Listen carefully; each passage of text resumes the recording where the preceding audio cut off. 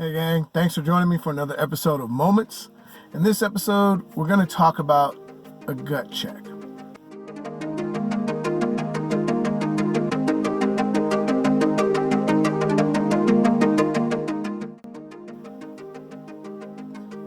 Years ago, I was married the first time and went to a little Mexican restaurant with my spouse. I was dealing with a little sinus issue, and I think I got a hold of some food that was absolutely horrible.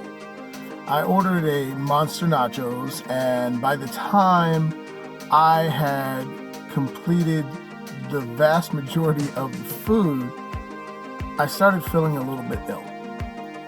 So I excused myself, went into the restroom, and almost immediately I started what some folks know as reverse peristalsis, hurling, vomiting, whatever you want to call it. This occurred, and it occurred quite violently.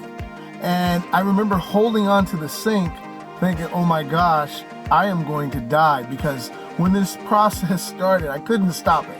There was nothing I could do, and I was holding on for dear life, and it was absolutely a mess, folks. I mean, I am so embarrassed by what happened. So I started at the sink, and I started to cramp, and I couldn't stop myself. And I moved over to the toilet, which this process continued. But remember, this was a violent process, and my aim was off. And I missed everything. And I began to vacillate and spin around in circles from the cramping.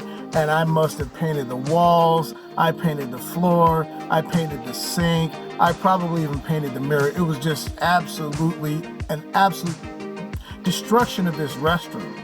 And the more I saw what had happened, as you know, when you're sick, it makes you more sick, and I couldn't stop this. It was just an ongoing process, absolutely disgusting. And so after 3 or 4 minutes, when I was finally able to gather my wits about me, I cleaned myself up as best as I could, holding in what I could, because this atrocious mess was just so disgusting. I didn't know what to do. So I ran back outside, I grabbed my spouse, and I said, we have to leave right now. She said, you don't look well, are you okay? I said, I'm not okay, but we need to leave right now. We gotta go. She wasn't even done eating her food. I grabbed her by the arm, tossed her in the car, drove off. I never ever returned. Now, I'm embarrassed to say I left that poor place a mess. But what was even worse for me than all the crazy cramping and vomiting and all the stuff that had occurred is I remember as a young kid working in a restaurant, and I know that when you're the new person, they make you clean the bathroom.